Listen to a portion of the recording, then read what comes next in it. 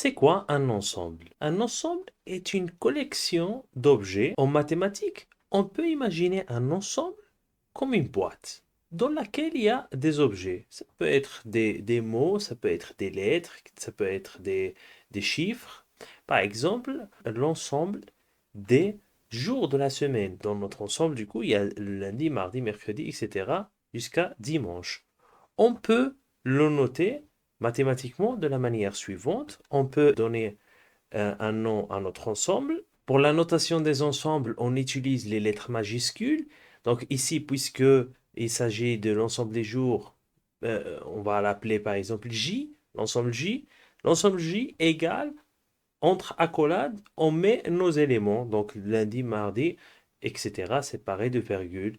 Mais généralement, on ne note pas comme ça, mais on symbolise aussi les éléments à l'intérieur avec des lettres, mais cette fois-ci minuscules. Les lettres majuscules pour l'ensemble et pour les éléments à l'intérieur de l'ensemble, d'habitude, on note avec des lettres minuscules. Donc, ici, par exemple, L, M, etc. Bon, mardi, mercredi, pour différencier, donc on peut mettre MA, ME, par exemple.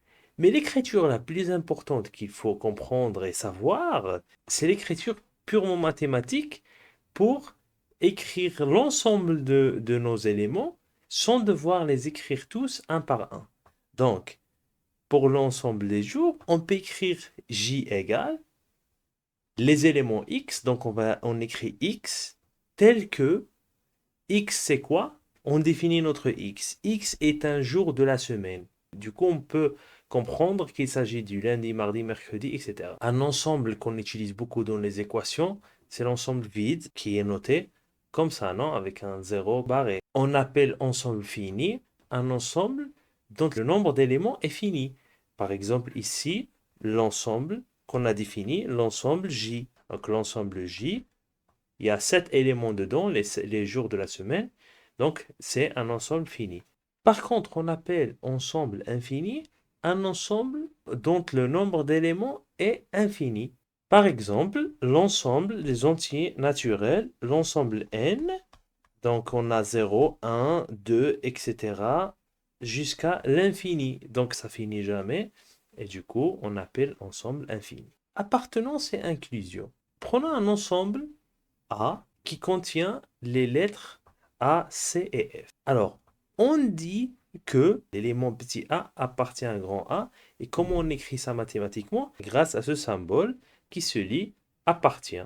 Par exemple, pour le K, on n'a pas de K à l'intérieur de notre ensemble A. Et donc, on écrit K n'appartient pas à A. N'appartient pas, c'est le même symbole, mais barré. Considérons maintenant un autre ensemble B dans lequel on a l'élément A et C. Qu'est-ce qu'on remarque ici? On remarque que l'ensemble B, il est en entier à l'intérieur de A. On voit que les éléments de l'ensemble B, qui sont A et C, ils sont tous les deux à l'intérieur de l'ensemble A. Ça veut dire l'ensemble B en entier, il est à l'intérieur de l'ensemble A. On dit que l'ensemble B est inclus dans A. Et on écrit B inclus dans A. Donc avec ce symbole, autre chose à savoir sur les ensembles, si on prend l'ensemble A et il contient les éléments 5, 6, 7, 8, et l'ensemble B contient l'élément 6, 8 et 10. On va représenter chacun des deux ensembles par un cercle. Et cette représentation, ça s'appelle le diagramme de Venn. La zone qui est partagée par le A et le B, on écrit dedans les éléments qui sont effectivement partagés par A et B. Parce qu'on voit que le 6 et le 8 sont dans A et dans B. Maintenant, on va compléter notre A. Donc, dans l'ensemble A, il y a aussi le 5 et le 7. Donc, on va les écrire dans le A. Donc, on voit ici que dans notre A, il y a le 5, 7, 6 et 8. Si on regarde à l'intérieur du cercle rouge. Maintenant, dans le cercle vert, qui représente l'ensemble B, il nous manque le 10. Donc, on va écrire le 10. Donc, on remarque que dans le cercle vert, il y a le 6, 8 et 10. À quoi il nous sert ce diagramme de Venn? Eh bien, il nous sert à lire facilement ce qu'on appelle l'intersection des deux ensembles A et B. C'est quoi l'intersection des deux ensembles A et B? Eh bien, c'est la partie qui est partagée. Donc, tous les éléments qui sont partagés par A et B, qui appartiennent à A et B. C'est important le et, ET. Et on écrit mathématiquement A inter B. C'est le symbole inter, c'est comme un U inversé.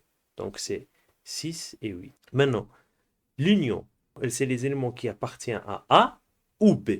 Ça veut dire, c'est tous les éléments qu'on voit dans le diagramme de Venn. Donc 5, 6, 7, 8 et 10. C'est ça l'union des deux ensembles.